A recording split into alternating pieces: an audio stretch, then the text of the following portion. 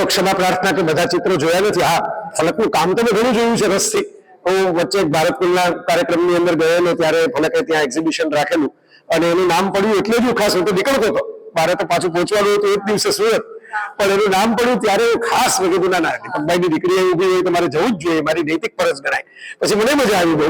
અમે કેટલાક સાથે તો ડિસ્કશન પણ કરી કેટલાક ચિત્રો બાબતે, અને અહીં તો એનાથી પણ વધારે જુદી રેન્જ. મેં આમ કનુભાઈ ને યોગેશભાઈ બોલતા હતા ત્યારે હળવી નજરો નાખી, વિશેષ ઊંડાણથી જોવાનું બાકી છે. અને ચિત્રો અને ફલક જે પ્રકારે ચિત્રો બનાવે છે તે એવા છે કે જેમાં અનેક અર્થો તમે કાઢી શકો, જેમાં એક બંધન નથી. આ બહુ મહત્વની વાત છે. તમે હમણાં આપણે પૂર્વ અને પશ્ચિમના ભેદની યોગેશભાઈ અને કનુભાઈ પોતપોતાની રીતે સરસ વાત કરી. આપણે બહુ દુનિયા આખીની કળાઓ જોઈ છે. તો પશ્ચિમમાં છે કે બધું સિસ્ટમેટિક છે. હું બહુ પ્રવાસો કરું ત્યારે ભેદ તરત આપણને પકડાય, સિસ્ટમેટિક છે. અહીં તમે દાખલા તરીકે તમારે ફ્લાઇટમાં મોડું થતું હોય અને અહીં મારે પહોંચવાનું હોય તો હવે પોલીસ વાળાને તમે કહી શકો કે યાર મારે ઇમરજન્સી છે, મારે પહોંચવું પડે છે, અને એ પાછું બીજાને એમ કે આમ જવા જોઈએ. એ પશ્ચિમમાં શક્ય નથી. તમે ગમે એટલા મોટા માણસો એ શક્ય નથી કે સિસ્ટમ મહત્વની છે. આપણે સિસ્ટમને બદલે ફિલિંગ મહત્વની છે. ભારતીય સંસ્કૃતિ છે એ સંવેદન પ્રધાન સંસ્કૃતિ છે. એટલે અહીં નિયમો ક્યારેક થોડા ઘણા તૂટે, એ નાની મોટી દરેક વાતમાં તૂટે, પણ એની સામે સર્જનની મોકળાશ તમને વધારે મળે. તમે અલગ અલગ અર્થ છાયાઓ સાથે કામ કરી શકો, અલગ અલગ વિષયો સાથે કામ કરી શકો. તમને જુદી રીતે સમજાવું તો તમે પેલા પશ્ચિમી સંગીતના, જેમાં હું ઘણી વાર ગયો છું, બહુ સરસ હોય છે કાર્યક્રમો. ભારતીય સંસ્કૃતિમાં રાગ રાગીણી છે. આમાંથી જેને સંગીતનો થોડો ઘણો, મારી જેમ કાનસેન હશે, તાનસેનની તો વાત જ નથી કરતો, તાનસેન તો આ બધા છે, હું તો કાનસેન છું. પણ જેને સંગીતની થોડી ઘણી સમજણ હશે એને ખબર હશે કે આપણે ત્યાં શું છે, તમને રાગ પકડાઈ ગયો પછી તમે એમાં જે પ્રયોગો કરવા હોય કરો. તમે એને ઉપર લઈ જાઓ, નીચે લઈ જાઓ, એમાં તમે રાગને પલટો મારી દો, નવો રાગ સર્જી નાખો, રાગીણીઓ સર્જી નાખો. એટલે બંધારણ છે, પણ બંધારણ તમને બંધનરૂપ નથી. બંધારણ આપ્યા પછી તમને રમવાનું મેદાન મળે છે કે આ બંધારણ હવે રમો, આ સૂર સાથે રમો, આ રંગો સાથે રમો, આ આકાર સાથે રમો.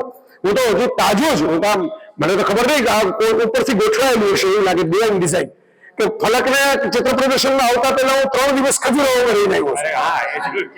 એટલે પાકું લેસન થઈ ગયું છે આપણી કળાઓનું, ભલે શિલ્પના માધ્યમથી, કે ચિત્ર નથી.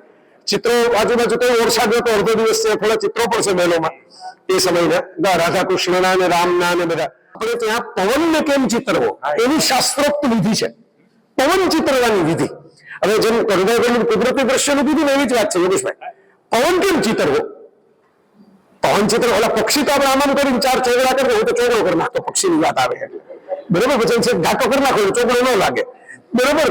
પણ પક્ષી ચોગડાથી ચિતરાય, પોપટ સાતડાથી ચિતરાય. અમારે એવું મારા મમ્મીએ શીખવાડેલું, સાતડો કરો ને પછી ચાંચ કરી નાખો, પોપટ થવા માંડે. પણ હવે પવન કેમ ચિતરવાનો? તો તમે એમ કહો કે આમ થોડીક રેખાઓ ચિત્રો આમ પવન, તો ડિસ્ટર્બન્સ લાગે. જોનારની પવન છે પાછું નીચે લઈ દો, નાના બાળકો ચિત્ર કરતા હોય તો મને લખવું પડે નિશાની કરીને કે આ ગાય છે, કારણ કે એ જે ગાય દોરી હોય ગાય જેવી લાગતી જ ન હોય, બરોબર. એમાં રિમાર્ક કરવો પડે કે ગાયનું ચિત્ર છે, સમજીને તમે આગળ વધજો. તો આ જે વાત છે એ ફલકમાં ક્યાંક, આ તો સાવ કુદરતી સંકેત છે.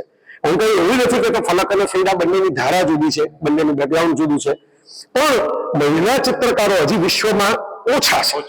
મોતી સમજીને તમે ગ્રહણ કરજો, આ સુર મોતીની માળા સમજીને જો, કારણ કે આ મા બાપ આવી છૂટ આપે ને ઉડવાની. હું ઘણી વાર કહું છું, બધા મને એમ કીધા રાખે છે કે તમે આ વાંચ્યું છે ને આ જોયું છે ને આ ફર્યા છો, પણ મા બાપ ઘડતર આપે, મા બાપ ભાલ આપે. એટલે એ જે વાત છે ને એ આ મા બાપે આપી છે. એટલે મારે ખાસ આ વાત કેવી હતી, કારણ કે હું એ બંનેને નજીકથી ઓળખું છું, બંનેના સ્વભાવથી પરિચિત છું. ઓછું બોલવાળા લોકો છે, એ જે ફિલ્ડમાં છે એમાં જાદુ બોલવા વાળા લોકો જોઈએ, પહેલેથી જ મિતભાષી છે. આના માટે સરસ શબ્દ છે આપણે ત્યાં, મિતભાષી, બરોબર. અને મિષ્ટભાષી પણ છે પાછા, નહીં બરોબર. તમે વાત કરો તો એટલે તમને શુગરનું લેવલ ચેક કરાવવું પડે, એટલા બધા મીઠાશથી વાત કરે આપણી સાથે, એટલો આદર આપે આપણને. તો આ પરિવારમાં હું જે જોઈ રહ્યો છું એ આ સતત મંગળ થતું હોય. ફલકના ચિત્રોમાં જેટલા રંગો છે એ અંતાણી પરિવાર ઉપર બધા જ ફલક તો મમ્મી પપ્પા ભાઈ બધા જ ઉપર, અને એમના ભવિષ્યના એક્સટેન્ડેડ ફેમિલી ઉપર આ જ રંગોનો વરસાદ પરમાત્મા કરતા રહે, બસ આપણી એટલી જ પ્રાર્થના. નમસ્કાર, હું કનુ પટેલ, માનદ નિયામક CVM college of fine arts, ચિત્રકાર, અભિનેતા, આર્ટ ક્રિટિક. આજે આ ફલકના ચિત્રોનું જે પ્રદર્શન યોજાયું છે અહીંયા કનોડિયા સેન્ટર ફોર આર્ટ્સની ઉર્મિલા આર્ટ ગેલેરીમાં. બહુ સરસ એણે વિષયોને તારવ્યા છે. ખાસ કરીને એણે શક્તિ સ્વરૂપને અને બહુ જ પ્રતિકાત્મક રૂપે એણે પોતાને રિપ્રેઝન્ટ કરી છે. એટલે મૂળ તો ભારતીય કળાનો અસબાબ જ આ રહ્યો છે કે તેમાં પ્રતીકો ખૂબ વાપરવા જોઈએ. અને ભારતીય ચિત્રકળાની પરંપરામાં તો પ્રતીકોની એટલી બધી ભરમાર છે અને એનો ઉપયોગ કરીને જ્યારે કન્ટેમ્પરરી અથવા તો સમકાલીન કામ જ્યારે કલાકારો કરતા હોય છે ત્યારે એમાં ઘણી બધી જુદી જુદી ટેકનિક્સ અને ટેકનોલોજી પણ સમાવિષ્ટ થતી હોય છે. એટલે એના કારણે એ જે કન્સેપ્ટને અહીંયા જે રીતે કેનવાસ ઉપર મૂક્યો છે એ ખૂબ જ સુંદર રીતે એણે બધા કર્યા છે. મોટાભાગના જે ચિત્રો છે એમાં તમને ટ્રાયેંગલ, કમળ અને ખાસ કરીને ઉર્જાના જેટલા કંઈ પણ સ્વરૂપો છે તે વધારે સારી રીતે આપણે આમાં જોઈ શકીએ છીએ. અને દાખલા તરીકે કમળ એ આપણું એક એવું પ્રતીક છે ભારતીય ચિત્રકળામાં કે જે અજંતા ઇલોરાથી શરૂ થઈ અને મિનિએચરમાંથી શરૂ થઈ અને પીછવાઈમાંથી શરૂ થઈ અને આજે જ્યારે કન્ટેમ્પરરી આર્ટમાં પણ એ કમળનું પ્રતીક તરીકે ઉપયોગ જુદી જુદી રીતે થાય છે તે પણ ખૂબ જ અગત્યનું એણે અહીંયા કામ કર્યું છે. હજી બીજી વાત છે ત્રિકોણની. ત્રિકોણના જે 3 કોણા છે આપણા માટે બ્રહ્મા, વિષ્ણુ અને મહેશ છે. એટલે એ ઉર્જાનો સ્ત્રોત પણ અહીંયા શક્તિમાં કેવી રીતે એને પ્રતિકાત્મક રૂપે અને પ્રતીક રૂપે રજૂ કરે છે તે ખૂબ જ સુંદર રીતે ફલકની એમાં કાબિલે દાદ જોવા મળે છે. કલર સ્કીમ સરસ રીતે એણે મેન્ટેન કરી છે, કલર રંગોના બેલેન્સ સરસ રીતે મેન્ટેન કર્યા છે અને ફોર્મના ઉપયોગ સારી રીતે કર્યા છે.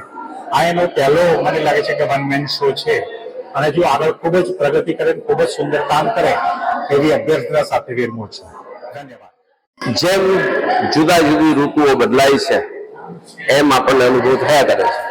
હમણાં થોડા સમય પહેલા શિયાળાની સરસ મજાની ઋતુ પૂરી થઈ અને 4-5 દિવસથી આપણને કર્ણાવતી મહાનગરમાં હવે ગરમી અનુભવાય છે અને આખા ગુજરાતમાં અનુભવાય છે. ગરમી આવે એટલે હું શક્તિ ઉપાસક છું, માતાજીનો ઉપાસક છું, એટલે મને આનંદ એ થાય કે આખા ભારત દેશની સંસ્કૃતિ જે સનાતન પર ટકી છે એનું 9 વર્ષ એટલે ચૈત્રીનો પહેલો દિવસ એ પણ હવે આવી ગયો છે. એટલે હું તમને અહીંથી એડવાન્સમાં નૂતન વર્ષ અભિનંદન કહી દઉં છું. કારણ કે ચૈત્રી અને એ ચૈત્રીની શરૂઆત થાય છે પહેલી ચૈત્રીથી ચાલુ થાય અને ચૈત્રી નવરાત્રી વર્ષમાં આવતી 4 નવરાત્રીમાંથી એક નવરાત્રી ચૈત્રી નવરાત્રી ઉપાસના માટે સર્વશ્રેષ્ઠ છે. ઉપાસકો ઘણા બધા હોય છે. કોઈ એક ખૂણે બેસી રહે, કોઈ એક જગ્યાએ બેસી રહે, કોઈ એક પગે ઉભા રહે. આવી જુદા જુદા પ્રકારના અનુષ્ઠાનની પદ્ધતિઓ છે. પરંતુ એ પદ્ધતિમાં અત્યારે કર્ણાવતી મહાનગરમાં અમદાવાદ શહેરમાં યુનિવર્સિટી વિસ્તારમાં કનોરિયા સેન્ટરની એક ગેલેરીમાં હું અત્યારે આવ્યો છું અને મને બોલાવવા વાળા છે દીપકભાઈ અંતાણી અને એમની દીકરી ફલક અંતાણી સુંદર મજાના ચિત્રો બનાવે છે. અને હું તો અહીંયા આવી ગયો અને આવતાની સાથે જાણે ચૈત્રી નવરાત્રી શરૂ થઈ ગયો ને એવો અદભુત આનંદ થયો. કારણ કે એક એક ચિત્રમાં એને આ 9 પ્રકારની શક્તિઓ છે એ કઈ છે, 9 દુર્ગાનો વિષય શું છે એને ચિત્રો દ્વારા રજૂ કર્યું છે. ત્યારે મને કહેવા દો કે ભગવાન વેદ વ્યાસે દેવી ભાગવત કથા લખી છે. ભગવાન વેદવ્યાસજીએ દેવી ભાગવત આપ્યું છે. અમારા સંત મહાત્મા ઈશ્વરદાસજીએ દેવ્યાન નામનો ગ્રંથ આપ્યો છે. પણ ચિત્રોની દુનિયામાં અમારી ફલક અંતાણીએ પહેલી વખત ચિત્રોથી માતાજીઓને અને શક્તિઓને જીવંત કરી છે. હું ફલકને લાખ લાખ અભિનંદન આપું છું અને ખૂબ સરસ કર્યું છે.